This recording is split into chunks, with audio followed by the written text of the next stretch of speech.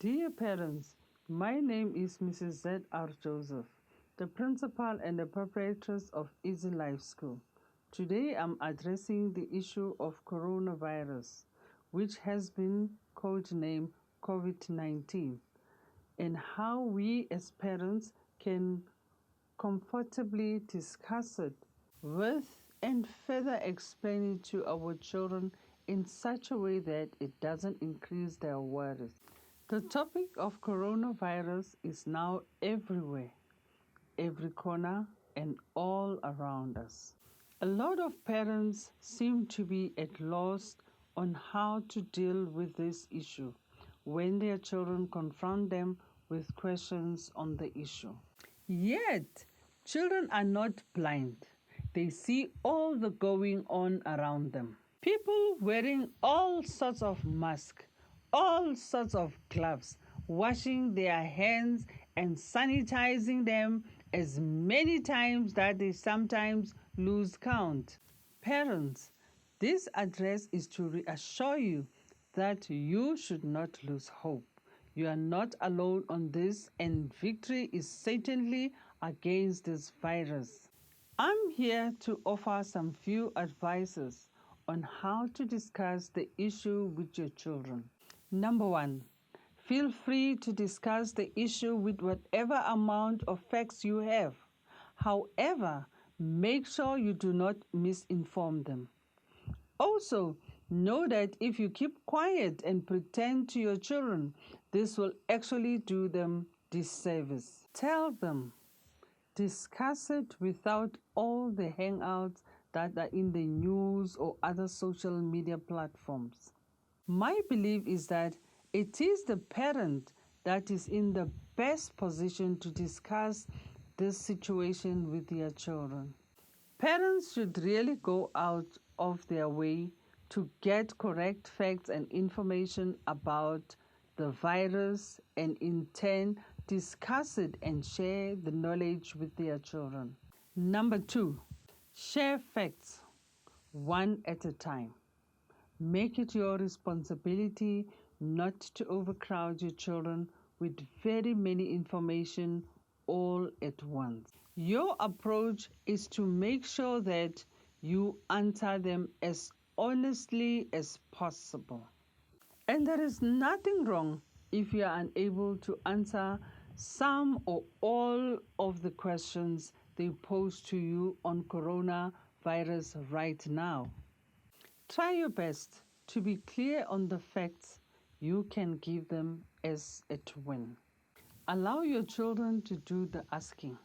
Once you have allowed them the opportunity of discussing coronavirus, you will then be in a position to know how much they have actually heard about the virus. With this discussion, you will then be in a position to tell them if what they have heard or been hearing is true, half-truth, or outrightly false.